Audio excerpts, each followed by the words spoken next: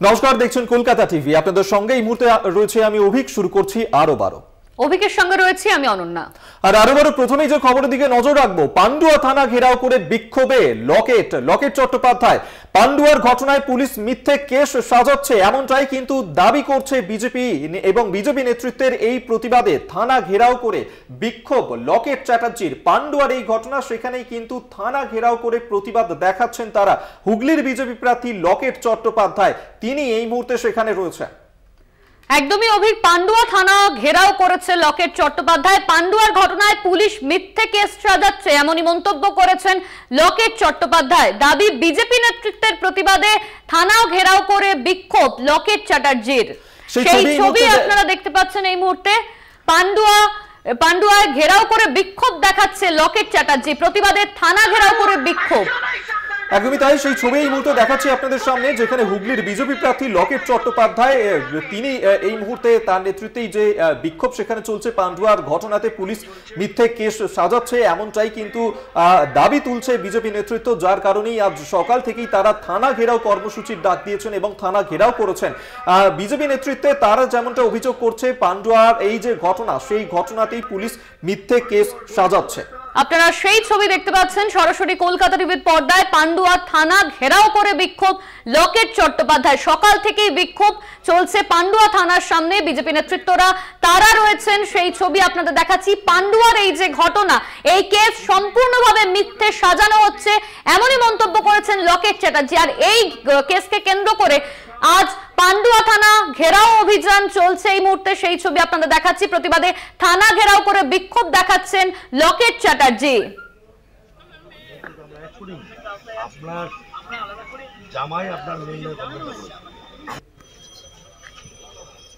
আপনারা দেখতে পাচ্ছেন সেই ছবি, পান্ডুয়া থানা ঘেরাও করে বিক্ষোভ চালাচ্ছে লকেট চ্যাটার্জি। পান্ডুয়ার যে এই কেস সম্পূর্ণভাবে সাজানো, এমনই বলেছেন লকেট চ্যাটার্জি। আর এই কেসকে কেন্দ্র করেই আজ বিক্ষোভ কর্মসূচি পান্ডুয়ায়, প্রতিবাদে থানা ঘেরাও করে বিক্ষোভ দেখাচ্ছে বিজেপি নেতৃত্ব। একেবারেই তাই, এবং পান্ডুয়াতে সেখানেই অজ্ঞাত পরিচয় মহিলার দেহ উদ্ধার করা হয় এবং ধর্ষণ করে খুনের অভিযোগ এনেছিলেন লকেট চট্টোপাধ্যায়, এবং সেই ঘটনাতেই পুলিশ ঠিক মতন তদন্ত করছে না। পান্ডুয়ার ঘটনায় পুলিশ মিথ্যে কেস সাজাচ্ছে, এমনটাই কিন্তু অভিযোগ তুলেছেন লকেট চট্টোপাধ্যায় এবং বিজেপি নেতৃত্ব। তারা যেমনটা দাবি করছে যে এই ঘটনাতে পুলিশের যে ভূমিকা, তা নিয়ে কিন্তু তারা প্রশ্ন তুলতে শুরু করেছেন, যার কারণেই আজ সকাল থেকেই তারা থানা ঘেরাও কর্মসূচি ডাক দিয়েছেন এবং থানা ঘেরাও এই মুহূর্তে চলছে। পান্ডুয়া থানা ঘেরাও করে রেখেছেন বিজেপির কর্মী সমর্থকরা। ঘটনাস্থলের ছবি এই মুহূর্তে তুলে ধরছি আপনাদের সামনে। দেখতে পাচ্ছেন হুগলির বিজেপি প্রার্থী লকেট চট্টোপাধ্যায়, তিনি এই মুহূর্তে সেখানে রয়েছেন। তার নেতৃত্বেই চলছে থানা ঘেরাও কর্মসূচি। বিজেপি নেতৃত্ব তারা যে দাবি তুলছেন যে পান্ডুয়াতে যে ঘটনা ঘটেছে, সেই ঘটনাতে পুলিশ মিথ্যে কেস সাজাচ্ছে, সেই অভিযোগে কিন্তু তুলছেন বিজেপি নেতৃত্ব, যার কারণেই তাদের আজকের এই থানা ঘেরাও কর্মসূচি। সকাল থেকেই সেই কর্মসূচি চলছে, সেই ছবি এই মুহূর্তে দেখতে পাচ্ছেন, যেখানে বিজেপি কর্মী সমর্থকরা এখনো পর্যন্ত থানার বাইরে রয়েছেন। তাদের এই বিক্ষোভ কর্মসূচি জারি রয়েছে। হুগলির পান্ডুয়ায় মহিলার রহস্য মৃত্যু, চাষের জমি থেকে উদ্ধার করা হয়েছে দেহ। আর এই ঘটনা সম্পূর্ণভাবে মিথ্যে কেস সাজানো হচ্ছে, এমনই দাবি করেছেন লকেট চট্টোপাধ্যায়। এই নিয়েই সকাল থেকে সরব বিজেপি নেতৃত্বরা। তারা পান্ডুয়ায় থানা ঘেরাও কর্মসূচি করছে, সেই ছবি আপনারা দেখতে পাচ্ছেন। পান্ডুয়ার এই কেস সম্পূর্ণভাবে মিথ্যে, দাবি বিজেপি নেতৃত্বের। একদমই তাই, এবং পান্ডুয়ার শিমলাগড় চাপাহাটিতে যে ঘটনা ঘটেছিল আপনাদের নিশ্চয়ই মনে থাকবে, এবং সেখানেই এক অজ্ঞাত পরিচয় মহিলার রক্তাক্ত দেহ উদ্ধার করা হয়েছিল এবং পুলিশের বিরুদ্ধে ধর্ষণ ও খুনের মামলাকে ধামা চাপা দেওয়ার অভিযোগ তোলা হয়েছিল। পুলিশ কিভাবে বজ্রাঘাতে মৃত্যু বলে দিতে পারে, সেই প্রশ্নই তোলা হচ্ছে।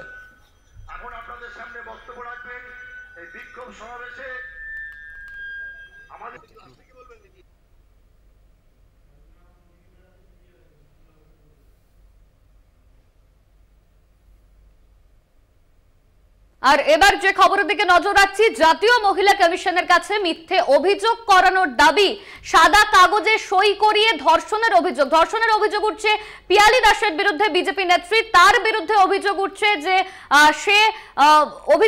তার বিরুদ্ধেই অভিযোগ করছেন গ্রামবাসীরা, সন্দেশখালীর গ্রামবাসীরা তারা অভিযোগ করছেন সাদা কাগজে সই করিয়ে ধর্ষণের অভিযোগ উঠছে পিয়ালি দাসের বিরুদ্ধে। বিজেপি নেতৃত্ব পিয়ালি দাস সে কিন্তু এই অভিযোগ অস্বীকার করেছে।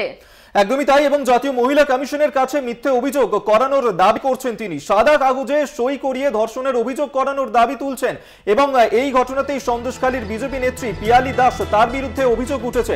তবে তার বিরুদ্ধে যে অভিযোগ করা হয়েছে সেই ঘটনা কিন্তু সম্পূর্ণ অস্বীকার করছেন বিজেপি নেত্রী পিয়ালি দাস। সঞ্জিত চক্রবর্তী এই মুহূর্তে আমাদের সঙ্গে টেলিফোনে রয়েছেন প্রতিনিধি। সঞ্জিত, যে বিষয়টা জানতে চাইবো যে জাতীয় মহিলা কমিশনের কাছে মিথ্যে অভিযোগ করানোর দাবি নিয়ে সাদা কাগজে সই করিয়েছিলেন এবং বিজেপি নেত্রীর বিরুদ্ধে এই অভিযোগ তোলা হয়েছে। বিজেপি নেত্রী তিনি কি বলছেন?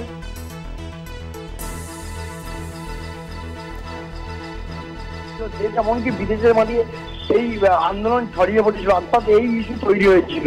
কিন্তু এই যে সন্দেশখালী আন্দোলনের যে প্রেক্ষাপট, যে মূলত তাদের দাবি ছিল এখানে জমি দখল করা, মেচোগেরিতে নোনা জল ঢুকিয়ে দেওয়া এবং চাষের জমিতে মূলত, তারপরে হঠাৎই নারী নির্যাতনের ইস্যু তৈরি হয়। ইতিমধ্যে এই অভিযোগ কিন্তু যখন সামনে আসতে শুরু করে, ইতিমধ্যে শাসক দল কিন্তু ইতিমধ্যে 3 নেতা যেমন তারা জেলবন্দি রয়েছে, একাধিক নেতা তারা সিবিআই হেফাজতে রয়েছে। তারপরেও যে ভিডিও ভাইরাল, অর্থাৎ সম্প্রতিকালে যে শনিবার দিন যে ভিডিও ভাইরাল হয়েছে বিজেপির মন্ডল সভাপতি গঙ্গাধর কয়ালের, সেই video 32 minute 45 second video viral নিয়ে রীতিমতো রাজ্য রাজনীতি তোলপাড় হয়েছে। এবার প্রকাশ্যে মুখ খুলেছে সন্দেশকারীর মহিলারা, যা প্রতিবাদীরা তারা দাবি করেছেন, বিশেষ করে নিয়তি মাইতি এবং রীতা মাইতি, এরা সম্পর্কে শাশুড়ি বৌমা সন্দেশকারী গ্রাম পঞ্চায়েতের 8 নম্বর মাঝের পাড়ার বাসিন্দা। এরা দাবি করেছে 19 ফেব্রুয়ারি দিল্লির জাতীয় মহিলা কমিশনার আসে, চেয়ারপারসন বিশেষে রেখা শর্মা সন্দেশকারীতে এসে তাদেরকে ডেকে পাঠানো হয়। তাদের অভিযোগ মূলত ছিল তাদেরকে ডেকে পাঠায় পিয়ালি দাস বেশ কয়েকজন কর্মী, তাদেরকে ডেকে নিয়ে থানায় নিয়ে চলে যায় নিয়তি মাইতিকে, এবং তিনি লেখাপড়া জানেন না, সম্পূর্ণ তাকে আলোক করে তাকে একটা সই করানো হয়। এবং পরে জানতে পারেন তিনি ধর্ষিত হয়েছেন, তার বৌমা ধর্ষিত হয়েছে। অভিযোগটা কি? তার মূলত অভিযোগ ছিল যে তিনি ঘরে রান্না করতেন, জব করে টাকা পাচ্ছেন না, সেই অভিযোগ করতে গিয়েছিলেন। কিন্তু পরে 7 দিন পরে জানতে পারলেন, পুলিশ ব্রিগেড বাড়িতে যখন বসে তখন জানা যায় তিনি ধর্ষিত হয়ে গেছেন। কিন্তু এই নিয়ে রীতিমতো তিনি নিয়ে চাঞ্চল্য তদন্ত শুরু হয়েছে। রীতিমধ্যে তুমি জানো 6 মাস তারপরে 25 ফেব্রুয়ারি বা 6 মাস বসেন মহকুমা আদালতের কাছে এই দুই ভুয়ো নির্যাতিতা যাদের বলা হচ্ছে, যারা অভিযোগ করেছে, কিন্তু যে অভিযোগ ছিল অন্য, কিন্তু সেই অভিযোগ সাজানোর ভিত্তিতে তাদের যখন ম্যাজিস্ট্রেট জজের তাদের বয়ান রেকর্ড করে 160 ভোট করা হয় আদালতের বিচারকের সামনে, তারা কিন্তু এই কথাটাই বলে যে আমরা রান্না করেছিলাম, টাকা পাইনি, তারপর জব করে টাকা পাচ্ছি না, দীর্ঘদিন ধরে এই অভিযোগটা ছিল। কিন্তু তারা ধর্ষণের কোনো অভিযোগ তারা ম্যাজিস্ট্রেটের সামনে বয়ান দেয়নি, এমনটাই জানিয়েছে কিন্তু নিয়তি মাইতি। বিশেষ করে এই নিয়ে কিন্তু এই যখন অভিযোগ পিয়ালি দাসকে করা হয়, অভিযোগকে জানানো হয়, পিয়ালি দাস তিনি বলেন যে তিনি 3 মাস পরে কেন করলেন, তিনি কেন আজ যে এই কথা বলছেন, কেন আগে বলেননি। মিথ্যে যদি আমাদের বিরুদ্ধে মিথ্যে অভিযোগ হয়, যদি প্রমাণিত না হয়, তার জন্য আমরা আদালতে যাব, ওনার বিরুদ্ধে মানহানির মামলা করব। কিন্তু প্রশ্ন হচ্ছে এই নিয়তি মাইতি এবং রীতা মাইতি সম্পর্কে যে শাশুড়ি বৌমা, তারা কিন্তু রীতিমতো একঘরে হয়ে পড়েছে সামাজিকভাবে, তারা একঘরে বলছে। পাশাপাশি তিনি বলছেন এই মিথ্যে অভিযোগ আমরা তুলে নেব। তখন এই প্রশ্নটা আপনারা করেছিলাম, তাহলে করেছিলেন কেন? তখন বলা হয়েছিল যে আমাদেরকে অভিযোগ, যে লিখিত অভিযোগ কি করেছে আমাদেরকে জানানো হয়নি। বিশেষ করে তিনি বলেছেন আমাদের সাদা কাগজে কোড আনকোড ওই নিয়তি মাইতি, জাতীয় মহিলা কমিশনের চেয়ারপারসন রেখা শর্মা, পুলিশ সুপার, অতিরিক্ত পুলিশ সুপার, এসডিপিও এবং সন্দেশখালী থানার পুলিশ আধিকারিকের সামনে তারা কিন্তু সাদা কাগজে সই করেছে। তিনি এই একদম ক্যামেরার সামনে তিনি কোড আনকোড এই কথা বলেছেন। ইতিমধ্যে এই নিয়ে কিন্তু রীতিমধ্যে অভিযোগ পাল্টা অভিযোগের সন্দেশখালীতে নতুন করে আবার রাজনৈতিক উত্তেজনা তৈরি হয়েছে। তাদের দাবি অবিলম্বে আমরা মামলা প্রত্যাহার করব, নিয়ে মিথ্যে ভুয়ো মামলা করা হয়েছে এবং তারা আমাদের সেই দিন থেকে অর্থাৎ 19 ফেব্রুয়ারির পর থেকে, অর্থাৎ সেদিন থেকে আমাদের মন মানসিকতা এমনটাই খারাপ হয়ে গেছে, আমরা রাতে ঘুমাতে পারছি না। বেশ সঞ্জিত, অবশ্যই এদিকে আমাদের নজর থাকবে। আপাতত ধন্যবাদ জানাবো তোমার। সঞ্জিত চক্রবর্তী এতক্ষণ টেলিফোনে ছিলেন প্রতিনিধি। মিথ্যে ধর্ষণের অভিযোগ করানোর দাবি, গ্রামবাসীরা এমনই অভিযোগ করছে।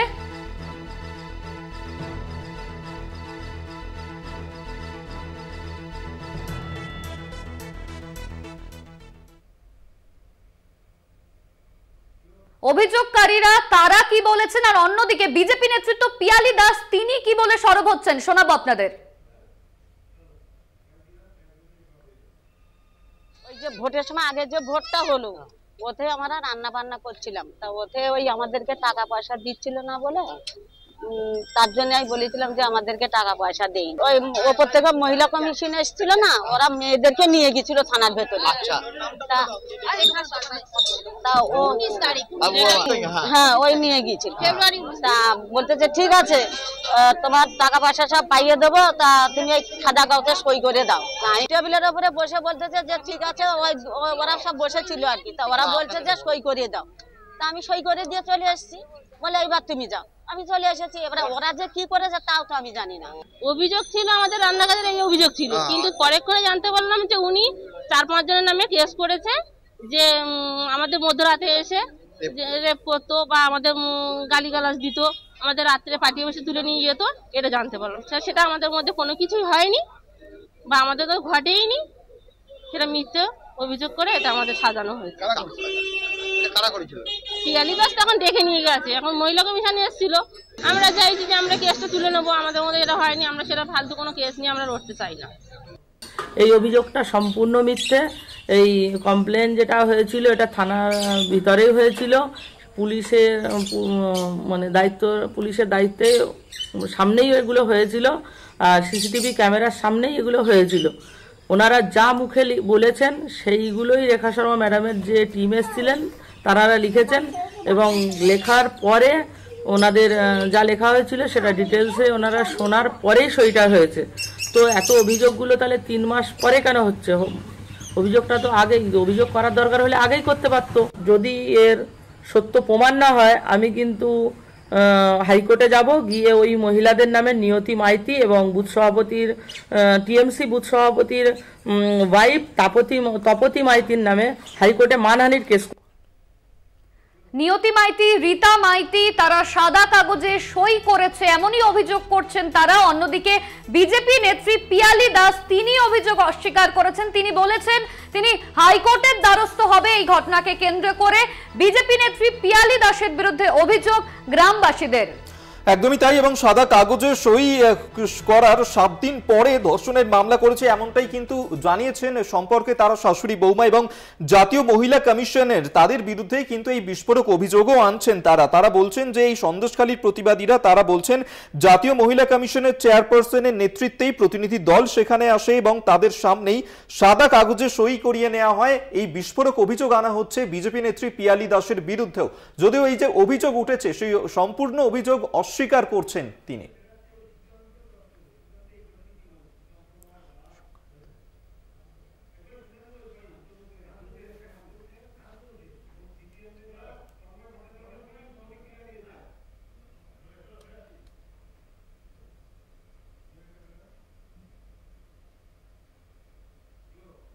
এবং এই যে ঘটনা এবং সেই ঘটনাতেই রাজনৈতিক মহল তাদের প্রতিক্রিয়া পেয়েছে। আমরা এই বিষয় নিয়ে এই তৃণমূল মুখপাত্র শান্তনু সেন তিনি কি বলছেন তা শোনাবো আপনাদের। পাশাপাশি সিপিএম নেতা তন্ময় ভট্টাচার্য তার কি প্রতিক্রিয়া শুনুন। নাটক তো সামনে চলে এসেছে, আমরা প্রথম থেকে যেটা বলে আসছিলাম যে এটা একটা পরিকল্পিত চিত্রনাট্য, এটা একটা সাজানো ঘটনা। গঙ্গাধর কয়েলের এই ভিডিও ক্লিপিং এর মধ্যে দিয়ে সেটা প্রমাণিত হয়েছে, এবং কোন মহিলা বলছেন সেটাও টিভিতে দেখা গেছে যে আমি ইংরেজি জানি না, জোর করে আমার সই করানো হয়েছে। আজকে সামনে আসছে যে সাদা কাগজে সই করানো হয়েছে। আগামী দিনে বাংলাকে বদনাম করার জন্য, বাংলার মা বোনদের বদনাম করার জন্য আরো কত নোংরা খেলা বিজেপি খেলেছে সেটা ক্রমশ প্রকাশ্য, এবং এর যোগ্য জবাব বাংলার মা বোনেরা নির্বাচনে দেবে। তৃণমূলের ড্যামেজ কন্ট্রোল প্রক্রিয়া চলছে। তৃণমূল জানে তৃণমূল কত বড় অপরাধ করছে, এবং সেই অপরাধ ঢাকা দেওয়ার জন্য একটার পর একটা প্রচেষ্টা তৃণমূল কংগ্রেসের পক্ষ থেকে চালানো হচ্ছে। রাজ্যপালের নামে অভিযোগ করা হচ্ছে, সন্দেশখালীর একজন তৃণমূল কর্মী গিয়ে অভিযোগ করছেন।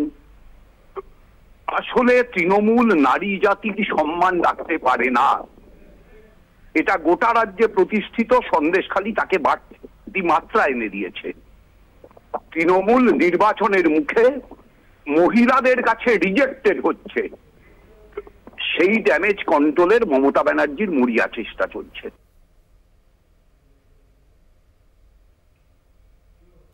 আরো বারো এখন সময় একটা ছোট্ট বিরতির। ফিরছি বিরতির পর, সঙ্গে থাকুন। আরো বারো নিয়ে ফিরে এলাম বিরতির পর। এরপর যে খবরের দিকে নজর রাখবো, তৃণমূল কর্মীর বাড়ি ভাঙচুর করার অভিযোগ উঠল, বাড়িতে ঢুকে ছিনতাই করা হয়েছে বলে অভিযোগ। সিপিএম কর্মী সমর্থকদের বিরুদ্ধে মুর্শিদাবাদের ঘটনা, মুর্শিদাবাদের হোসনাবাদে ছিনতাইয়ের মতো ঘটনা সামনে আসছে। তৃণমূল কর্মীর বাড়ি ভাঙচুর করার অভিযোগ উঠেছে। ইতিমধ্যেই তৃণমূল কর্মীর বাড়ি ভাঙচুরের অভিযোগ সামনে এসেছে। মুর্শিদাবাদের ঘটনা, মুর্শিদাবাদের হোসনাবাদে বাড়ি ঢুকে ছিনতাই করার অভিযোগ। একদমই তাই, এবং এই ঘটনাকে কেন্দ্র করে রীতিমতন উত্তেজনা ছড়িয়েছে সেখানে। তৃণমূল কর্মীর বাড়ি ভাঙচুর করা হয়েছে এই অভিযোগই সামনে আসছে, এবং বাড়িতে ঢুকে ছিনতাই করা হয়েছে এমনটাই কিন্তু অভিযোগ করা হচ্ছে। এবং তৃণমূলের তরফ থেকে এই অভিযোগের তীর কিন্তু সিপিএম এর দিকে। সিপিএম এর কর্মী সমর্থকরা তারাই এই ঘটনা ঘটিয়েছেন এমনটাই বলছেন ওই তৃণমূল কর্মী এবং তার পরিবার। মুর্শিদাবাদের হোসনাবাদের এই ঘটনাকে কেন্দ্র করেই চাঞ্চল্য ছড়িয়েছে। সেই ছবি এই মুহূর্তে দেখাচ্ছি আপনাদেরকে। প্রথম খবর এই মুহূর্তে দিচ্ছি কলকাতা টিভিতে, যেখানে দেখতে পাচ্ছেন যে ওই তৃণমূল কর্মী তার বাড়ির ভেতরে ঠিক কিভাবে লন্ডভন্ড অবস্থায় পড়ে রয়েছে জিনিসপত্র, যেমনটা তার অভিযোগ করছেন সিপিএম এর কর্মী সমর্থকরা তাদের বাড়িতে ঢুকেছিলেন এবং তারপরেই এই তাণ্ডব চালান, ছিনতাই করা হয়, সেই অভিযোগই আনছেন তারা। তৃণমূল কর্মীর বাড়ি ভাঙচুর ও ছিনতাই করার অভিযোগ, মুর্শিদাবাদের হোসনাবাদের ঘটনা। অভিযোগের তীর সিপিএম কর্মী সমর্থকদের বিরুদ্ধে। অভিযোগ উঠছে তারা তাদের বাড়ি ভাঙচুর করেছে, ছিনতাই করেছে, এমনই অভিযোগ সামনে এনেছেন তৃণমূল কর্মী। মুর্শিদাবাদের হোসনাবাদে তৃণমূল কর্মীর বাড়িতে ঢুকে ভাঙচুর করার অভিযোগ সিপিএম কর্মীর বিরুদ্ধে। একদমই তাই, যেখানে লোকসভা নির্বাচনের আবহ এবং তৃতীয় দফার নির্বাচন ইতিমধ্যেই হয়ে গিয়েছে এবং সেই আবহের মধ্যেই এই ধরনের ঘটনা, যেখানে তৃণমূল কর্মীর বাড়ি ভাঙচুর করা হয়েছে এমনই কিন্তু অভিযোগ করা হচ্ছে। এবং এই ঘটনাকে কেন্দ্র করেই রীতিমতন চাঞ্চল্য ছড়ায় সেখানে। আমরা দেখেছি যে তৃতীয় দফার যে নির্বাচন, অর্থাৎ গতকালের যে নির্বাচন, মুর্শিদাবাদে কিন্তু সেই নির্বাচন ছিল এবং সেখানেই এক তৃণমূল কর্মীর বাড়ি ভাঙচুর করা হয়েছে এমনটাই কিন্তু অভিযোগ করা হয়েছে। মুর্শিদাবাদের হোসনাবাদে সেখানকার এই ঘটনা, গতকালই মুর্শিদাবাদে সেখানে তৃতীয় দফা নির্বাচন ছিল এবং লোকসভা নির্বাচনের আবহেই সিপিএম এর বিরুদ্ধে এই অভিযোগ উঠেছে, তৃণমূল কর্মীর বাড়ি ভাঙচুর করা হয়েছে।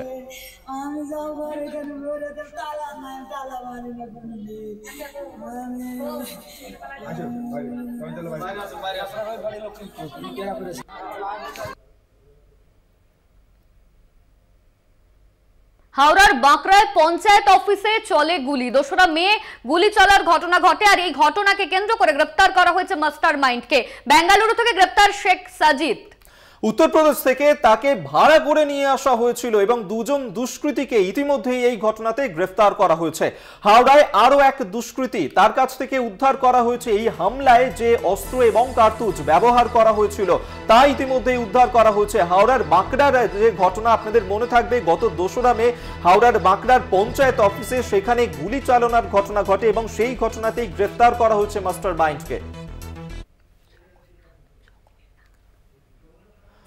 আমরা এই বিস্তারিত জানবো। জগন্নাথ সামন্ত এই মুহূর্তে আমাদের সঙ্গে টেলিফোনে রয়েছেন প্রতিনিধি। জগন্নাথ, হাওড়ার বাঁকড়ায় পঞ্চায়েত অফিসে যে গুলি চালানোর ঘটনা ঘটেছিল সেই ঘটনাতেই গ্রেফতার করা হয়েছে মাস্টার মাইন্ডকে, কি আপডেট রয়েছে? দেখো, মাস্টার মাইন্ড শেখ সাজিদ, যার কথা বারবার উঠে আসছিল, যখন ঘটনাটা ঘটেছিল দুপুর 1টা নাগাদ 3 জন দুষ্কৃতী আগ্নেয়াস্ত্র নিয়ে বাঁকড়া 3 নম্বর পঞ্চায়েত অফিসে প্রধানকে লক্ষ্য করে, টুকটুকি শেখকে লক্ষ্য করে এলোপাতাড়ি গুলি, 2 জন আহত হয়েছিল গুলি ছোড়ার ঘটনা। এবং এই ঘটনা পুলিশ তদন্তই নেবে, সিসিটিভি ফুটেজ হাতে আছে, 3 দুষ্কৃতীদের ছবিও আছে। ঘটনার পরে 3 জনকে গ্রেফতার করা হয়েছিল, তাদের জিজ্ঞাসাবাদ এবং ফোন কল তারা চেক করছিল। শেখ আজিজের বিরুদ্ধে যে অভিযোগ আসছিল যে এই ঘটনার সঙ্গে তিনি যুক্ত, তিনি কিন্তু বেঙ্গালুরু হসপিটাল থেকে একটা বার্তা পাঠিয়েছিল যে তিনি বেঙ্গালুরুর চিকিৎসাধীন রয়েছে, সে কোনো যুক্ত না। কিন্তু পুলিশ তদন্ত নেবে, ফোন কল এবং বিভিন্নভাবে সিসিটিভি ফুটেজ জিজ্ঞাসাবাদ করে উঠে আসে যে তিনি উত্তরপ্রদেশ থেকে, অর্থাৎ শেখ সাজিদ উত্তরপ্রদেশ থেকে 2 দুষ্কৃতীকে ভাড়া করেছিল প্রধানকে গুলি করার জন্য এবং সেই ঘটনার সঙ্গে একজন দুষ্কৃতী যেরকম গ্রেপ্তার হয়েছে, আগ্নেয়াস্ত্র, বোমা, কার্তুজ এবং 9mm পিস্তল উদ্ধার করা হয়েছে। ঘটনা ব্যবহৃত যে আগ্নেয়াস্ত্র ব্যবহার হয়েছে সেটা উদ্ধার করা হয়েছে। একজনকে এখনো পর্যন্ত ধরা যায়নি। তবে এই ঘটনায় পুলিশ মূলত CCTV footage, phone call record এবং বিভিন্ন যে দিন ধরে যে শেখ টুকটুকির বিরুদ্ধে টুকটুকিকে মারার যে চেষ্টা করছিল শেখ সাজিদ, সেই শেখ সাজিদের নানান রকম সাগরেদ এবং তার ফোন কলে রেকর্ডিং করে তিনি অবশেষে গ্রেপ্তার হয়েছে এবং মাস্টার মাইন্ড শেখ সাজিদ গ্রেপ্তার হয়েছে। আরো এক দুষ্কৃতির তল্লাশি চলছে। এর পেছনে আর কারা কারা রয়েছে সেই বিষয়টা হাওড়া সিটি পুলিশ খতিয়ে দেখছে। বেশ, ধন্যবাদ তোমায় জগন্নাথ সামন্ত এতক্ষণ আমাদের সঙ্গে টেলিফোনে ছিলেন প্রতিনিধি।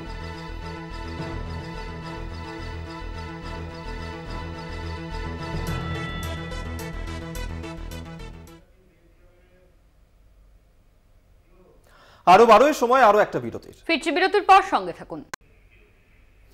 আরো 12 নিয়ে ফিরে এলাম বিরতির পর। আর এরপর যে আরেকটি গুরুত্বপূর্ণ খবরের দিকে নজর রাখবো। আপনারা দেখেছি যে গতকালই এসএসসি নিয়ে সুপ্রিম কোর্টের যে মামলা, সেই মামলাতেই কলকাতা হাইকোর্টের নির্দেশের ওপর স্থগিতাদেশ দিয়েছে দেশের শীর্ষ আদালত। এবং সেই ঘটনাতেই এবার দিলীপ ঘোষ তিনি যে মন্তব্য করেছেন, তিনি বলেছেন যে খুব তাড়াতাড়ি নিষ্পত্তি হবে এই এসএসসি মামলার। এসএসসি মামলায় প্রতিক্রিয়া দিয়েছেন দিলীপ ঘোষ। তিনি বলেছেন, প্রধানমন্ত্রী বলার পর এসএসসি বলে ঠিক রিপোর্ট দেব।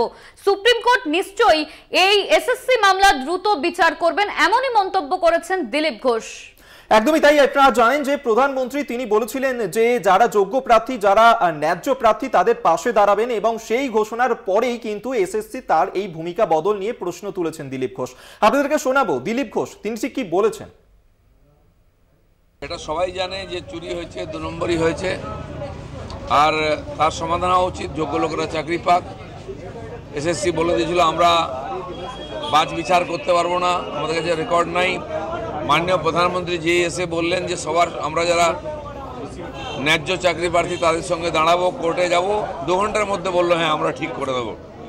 আর সেই জন্য এটাও ঠিক যে ঝুলিয়ে রেখে ডেটের পর ডেট চলবে, লোকে জাস্টিস পাবেন, এটা হবে না।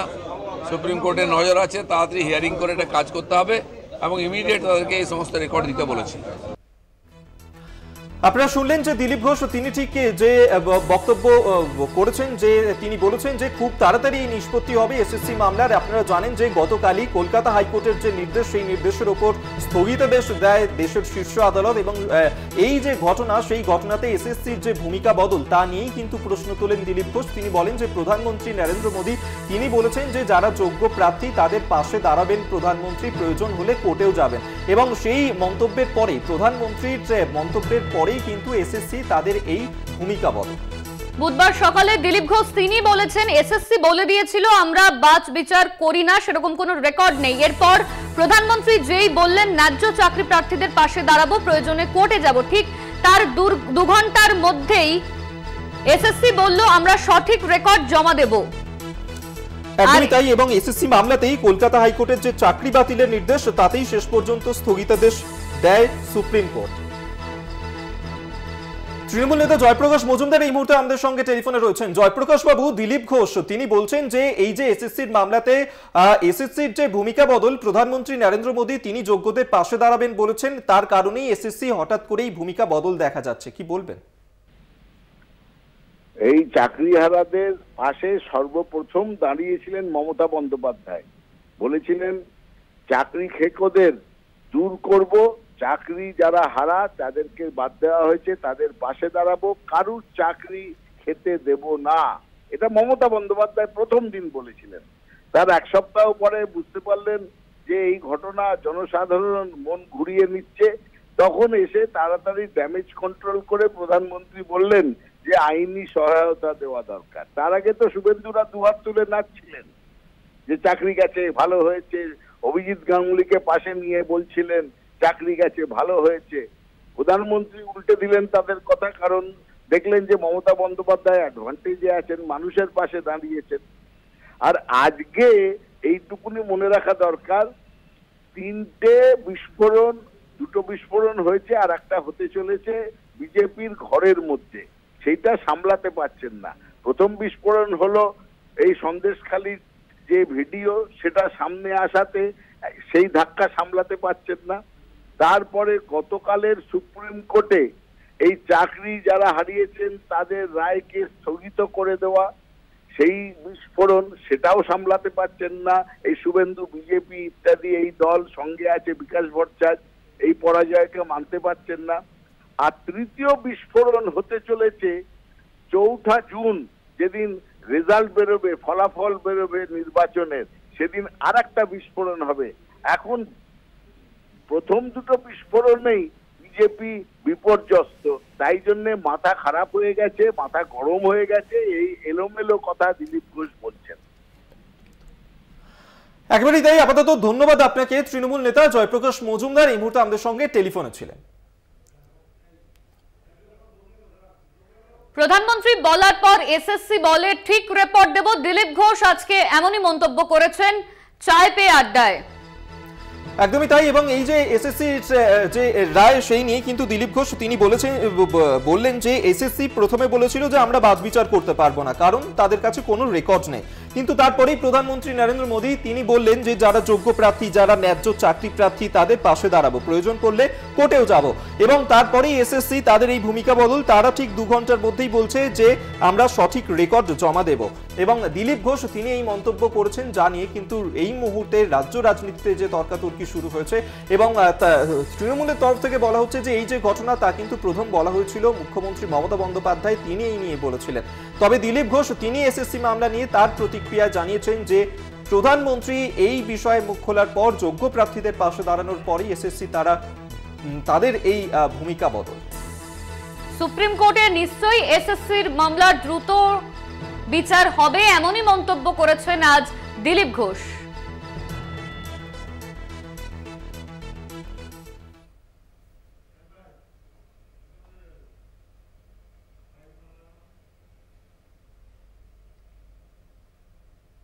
এসএসসির রায় নিয়ে বিস্ফোরক সুকান্ত, মুখ্যমন্ত্রীকে আক্রমণ সুকান্ত মজুমদারের।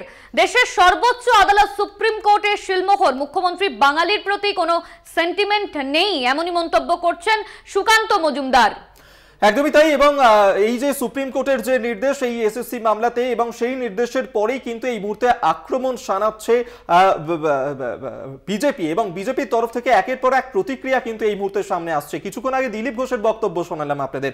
এই মুহূর্তে সুকান্ত মজুমদার তিনিও কিন্তু এই নিয়েই মুখ্যমন্ত্রী মমতা বন্দ্যোপাধ্যায় তাকে আক্রমণ করেছেন। তিনি যেমনটা বলছেন যে দেশের সর্বোচ্চ আদালত সুপ্রিম কোর্ট তারা এই শিলমোহর দিয়েছে, এবং কলকাতা হাইকোর্টের যে নির্দেশ, সেই নির্দেশেই কিন্তু স্থগিতাদেশ দিয়েছে, এবং মুখ্যমন্ত্রীর বাঙালির প্রতি কোনো সেন্টিমেন্ট নেই, এমনটাই বলেছেন সুকান্ত মজুমদার। আপনাদেরকে শোনাবো সুকান্ত মজুমদার তার কি প্রতিক্রিয়া।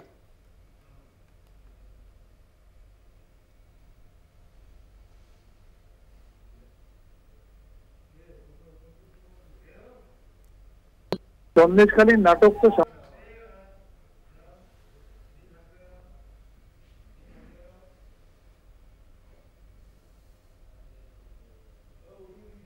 মুখ্যমন্ত্রীকে আক্রমণ সুকান্ত মজুমদারের। এসএসসির রায় নিয়ে বিস্ফোরক মন্তব্য করলেন সুকান্ত, মুখ্যমন্ত্রীকে আক্রমণ করেছেন সুকান্ত মজুমদার। দিলীপ ঘোষ যেমন বলেছেন সুপ্রিম কোর্টে এসএসসি মামলার নিষ্পত্তি হবে, আর এবার সুকান্ত মজুমদার তিনি আক্রমণ করছেন মুখ্যমন্ত্রীকে। এসএসসির রায় নিয়ে বিস্ফোরক মন্তব্য সুকান্ত মজুমদারের। কি বলেছেন সুকান্ত মজুমদার শোনাবো। সিস্টেমিক ফ্রড, বাংলা কি? দেখুন, এটা কারো জয়, তৃণমূলের তো জয় না। প্রথম কথা হচ্ছে অবজারভেশনে কি বলেছেন প্রধান বিচারপতি, সিস্টেমিক ফ্রড, বাংলা কি হয়? প্রতিষ্ঠানগত চুরি। তো প্রাতিষ্ঠানিক চুরি যায় বাংলাতে। তো প্রাতিষ্ঠানিক চুরিটা কে করেছে? প্রতিষ্ঠানটা চালাচ্ছে কে? এসএসসি। এসএসসির মাথা কে? মুখ্যমন্ত্রী।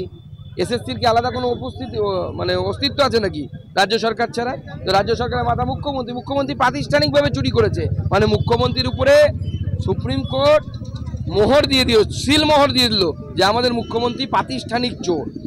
এতদিন পর্যন্ত বিজেপি চোর বলতো, এবার সুপ্রিম কোর্ট আমাদের মুখ্যমন্ত্রীকে ঘুরপথে প্রাতিষ্ঠানিক চোর এই সিলটা দিয়ে দিল। এখন থেকে মমতা বন্দ্যোপাধ্যায় সার্টিফাইড চোর। আপনারা শুনলেন যে সুকান্ত মজুমদার তিনি ঠিক কি প্রতিক্রিয়া দিয়েছেন। যদিও এর পাল্টে দিতে ছাড়েনি তৃণমূল মুখপাত্র অরূপ চক্রবর্তী, তিনি কি বলছেন শুনুন।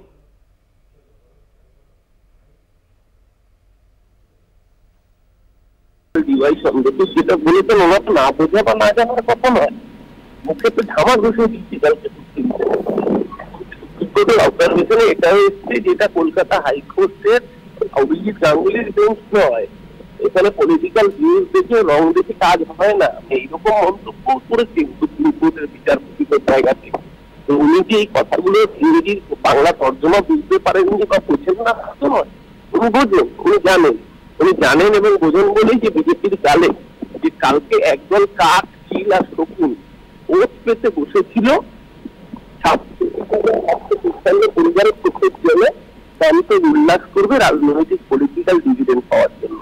ওই কাকচিল শকুনদের ডিভিডেন্ড পাওয়ার রাজনীতি বন্ধ হয়ে গেছে বলে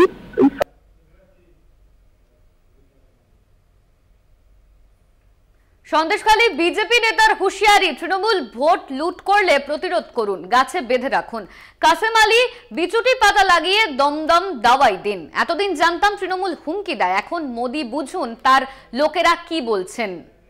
একদমই তাই। এবং সন্দেশখালীর এই ঘটনার নিয়েই এবার মুখ খুলেছেন কাসেম আলী। তিনি যে হুঁশিয়ারি দিয়েছেন, তিনি বলছেন যে তৃণমূল যদি ভোট লুট করতে আসে তাহলে তাদেরকে প্রতিরোধ করুন, প্রয়োজন পড়লে তাদেরকে বেঁধে রাখুন। এই নিদান দিয়েছেন বিজেপি নেতা, সন্দেশখালীর বিজেপি নেতা। তিনি এই হুঁশিয়ারি দিয়েছেন, বলছেন যে তৃণমূল ভোট লুট করলে প্রতিরোধ করুন, গাছে বেঁধে রাখুন। কাসেম আলী তিনি কিন্তু এই হুঁশিয়ারি দিয়েছেন। তিনি আরো বলেছেন যে বিচুটি পাতা লাগিয়ে দমদম দাওয়াই দিন। এতদিন জানতাম তৃণমূল হুমকি দেয়, এখন মোদি বুঝুন তার লোকেরা কি বলছেন। বাংলায় কারা অশান্তি করতে চায়, পাল্টা প্রতিক্রিয়া দিয়েছেন হিঙ্গলগঞ্জের বিধায়ক দেবেশ মণ্ডল। কাসেম আলীর হুঁশিয়ারি, সন্দেশখালীর বিজেপি নেতা তিনি হুঁশিয়ারি দিয়েছেন, তৃণমূল ভোট লুট করতে এলে তাদের গাছে বেঁধে রাখুন, প্রতিরোধ করুন, এমনই বলছেন কাসেম আলী। সবাই কি বলেছেন কাসেম আলী শোনাবো আপনাদের।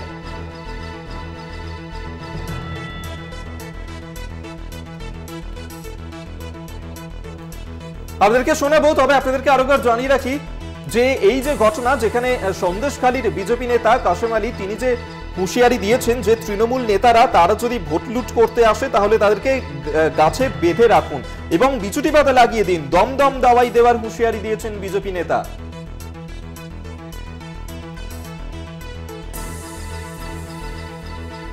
যদি দেখবেন ওরা ভয় দেখাচ্ছে, চমকাচ্ছে, ধমকাচ্ছে, রিডিং করার চেষ্টা করছে, করজোড়ে আমার মা বোনদের কাছে বিনম্র চিত্তে নিবেদন করে যাব, মা আপনাদের শেষ অস্ত্র হচ্ছে ছাতা, জুতো নিয়ে রেডি থাকবেন, ভোটের সামনে যাবেন, ভোট যদি দখল করতে আসে ওদের ছেটিয়ে বিদায় করবেন। আর প্রয়োজন হলে মা বোনদের বলে দেব, রিডিং ছাপ্পা ভর্তি করতে এলে ওই তৃণমূল নেতাদের গাছে বাঁধবেন, বিছুটি পাতা নিয়ে ঝেঁটিয়ে ঝেঁটিয়ে দমদম দাঁড়াই দেবেন। এই নিয়ে আমরা বিস্তারিত জানবো। আমাদের সঙ্গে রয়েছেন আমাদের প্রতিনিধি সঞ্জিত চক্রবর্তী। সঞ্জিত, সন্দেশখালীর বিজেপি নেতা কাসেম আলী তিনি বলেছেন তৃণমূল ভোট লুট করতে এলে প্রতিরোধ করুন, তাদের গাছে বেঁধে রাখুন, ঠিক কি জানা যাচ্ছে এই নিয়ে?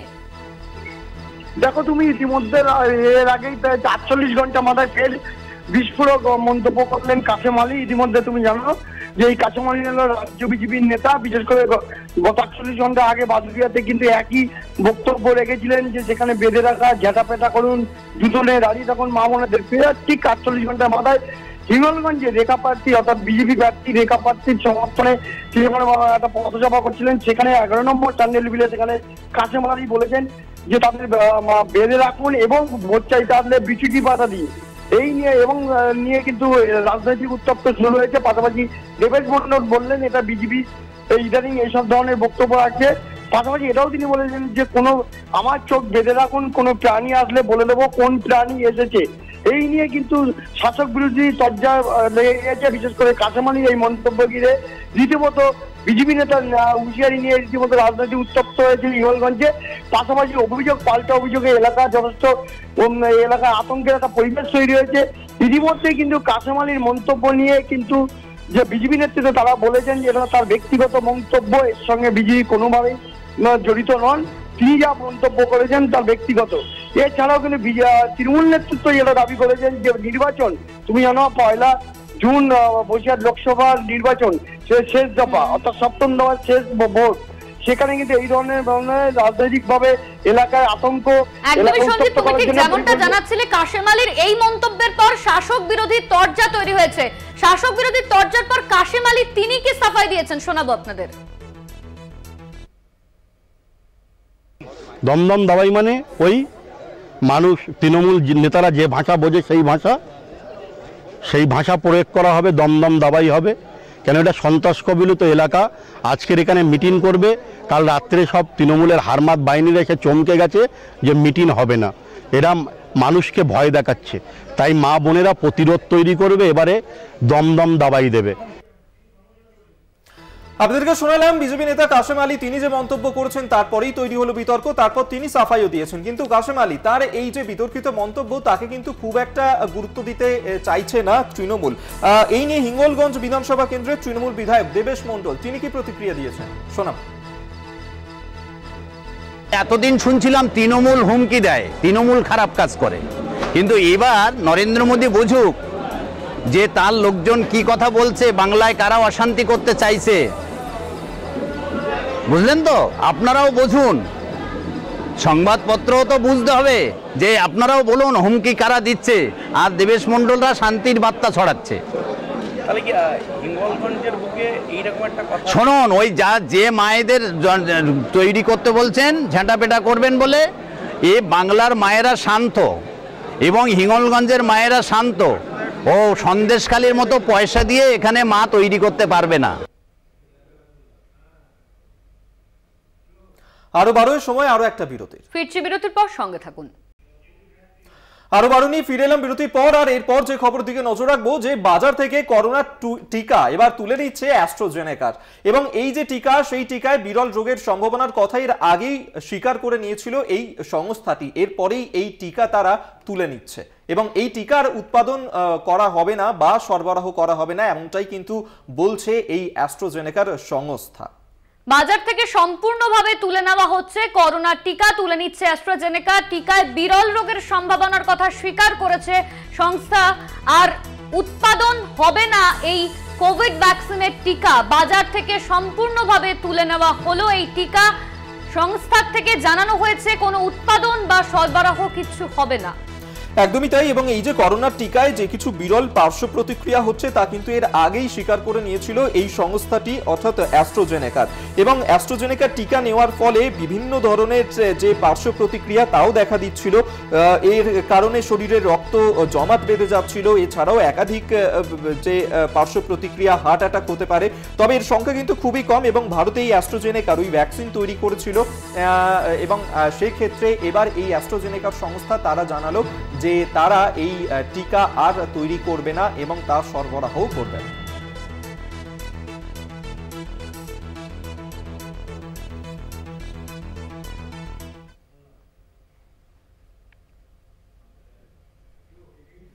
আর এরপর যে খবরে নজর রাখবো, আজ উচ্চ মাধ্যমিকের ফল প্রকাশ। দুপুর 1টার সময় ফল প্রকাশ করবে উচ্চ মাধ্যমিক শিক্ষা সংসদ। পরীক্ষা শেষ হবার মাত্র 69 দিনের মাথাতেই ফল প্রকাশ করা হচ্ছে।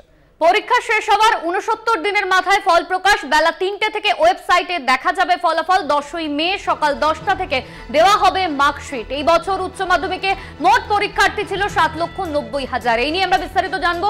আমাদের সঙ্গে রয়েছেন আমাদের প্রতিনিধি শুভঙ্কর মণ্ডল। শুভঙ্কর, আজ বেলা 3টে নাগাদ উচ্চ মাধ্যমিকের পরীক্ষার রেজাল্ট বেরোবে, এই নিয়ে ঠিক কি জানা যাচ্ছে? দেখো, 3টে নাগাদ ওয়েবসাইটে ফল বেরোবে, 1টার সময় সাংবাদিক বৈঠক, অর্থাৎ 1টার সময় আনুষ্ঠানিকভাবে ফল প্রকাশিত হবে, 3টের সময় নয়। এবং তোমায় জানিয়ে রাখি, আনুষ্ঠানিক ফল প্রকাশ করবেন দুপুর 1টার সময় উচ্চ মাধ্যমিক শিক্ষা সংসদের সভাপতি চিরঞ্জীব ভট্টাচার্য, এবং 3টে থেকে ওয়েবসাইটের মাধ্যমে ফলাফল জানা যাবে। এবছর গত বছরের মতোই প্রথম 10-এর মেধা তালিকা প্রকাশিত হবে।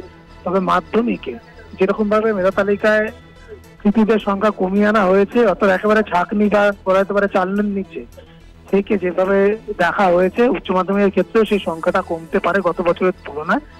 এবং তোমায় জানিয়ে রাখি, স্বাভাবিকভাবেই কিন্তু মাধ্যমিকে আমরা দেখেছি শুধুমাত্র একজন মেধা তালিকায় জায়গা পেয়েছিল, কমলা গার্লস হাই স্কুল থেকে একটি মেয়ে।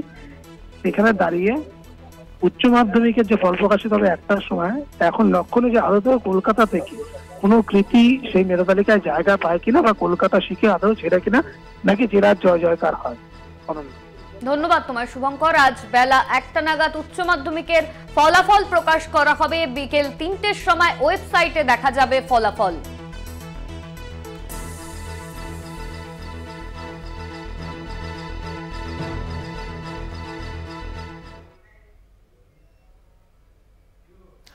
এরপর আবহাওয়ার খবর দিকে নজর রাখা যাক, কারণ রাজ্য জুড়ে আজও বৃষ্টির পূর্বাভাস দেওয়া হচ্ছে। দক্ষিণবঙ্গের প্রায় সব জেলাতেই বৃষ্টি হতে পারে, এমনটাই কিন্তু সম্ভাবনার কথা শোনাচ্ছে আলিপুর আবহাওয়া দফতর।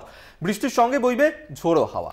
কালবৈশাখীরও সম্ভাবনা রয়েছে। দক্ষিণবঙ্গে আজও বৃষ্টির পূর্বাভাস জারি করা হয়েছে আলিপুর আবহাওয়া দপ্তর থেকে। রাজ্য জুড়ে আজও বৃষ্টির পূর্বাভাস। দক্ষিণবঙ্গে প্রায় সব জেলাতেই বৃষ্টির সম্ভাবনা, বৃষ্টির সঙ্গে বইবে ঝোড়ো হাওয়া। কালবৈশাখীরও সম্ভাবনা রয়েছে দক্ষিণবঙ্গে।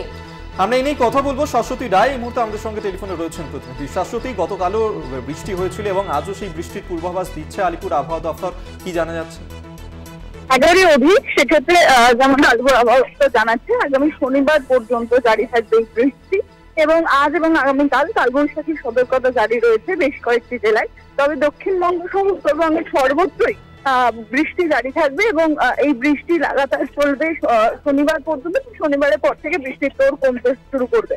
সেক্ষেত্রে যেমনটা দেখা গেছে যে বীরভূম, মুর্শিদাবাদ, নদিয়া, পূর্ব বর্ধমান, পশ্চিম বর্ধমান সহ একাধিক জেলায় ভারী বৃষ্টির পূর্বাভাস ছিল এবং আজও সেই পূর্বাভাস জারি রয়েছে। কলকাতার ক্ষেত্রে রাত্রিবেলা দেখা গেছে লাল সতর্কতা জারি হয়েছিল, কারণ 60 থেকে 70 কিলোমিটার বেগে ঝোড়ো হাওয়া পাওয়ার সম্ভাবনার কথা জানিয়েছিল আবহাওয়া দপ্তর।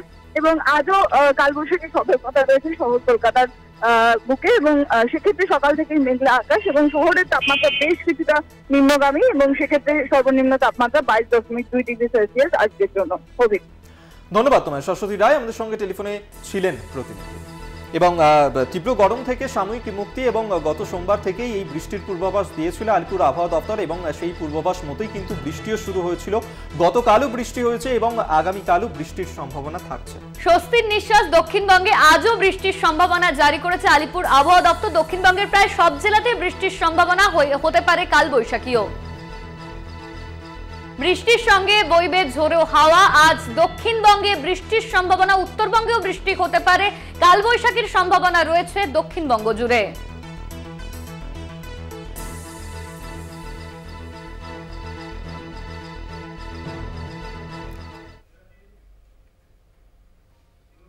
ভোটদানে উৎসাহ বাড়াতে বিশেষ উদ্যোগ নির্বাচন কমিশনের। নানা বিষয়ের উপর ভিত্তি করে আলাদা আলাদা ভিডিওতে তুলে ধরা হয়েছে এক নাগরিক হিসেবে ভোট দানের গুরুত্ব। आरव, हरिया बेटा वोट देने जाना है। एक मेरे वोट करने से क्या ही फर्क पड़ेगा। चलो फिर हम भी रहने देते हैं। इनफैक्ट मैं तो कल से काम पर भी नहीं जाऊंगा।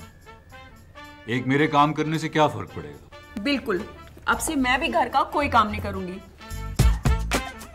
What's wrong with you guys? ये आप लोग नहीं करोगे तो और कौन करेगा?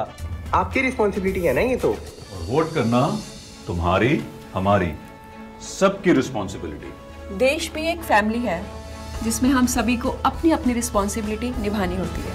फर्क पड़ता है, मतदान जरूर करें और जोश से मनाएं। चुनाव का पर्व, देश का गर्व।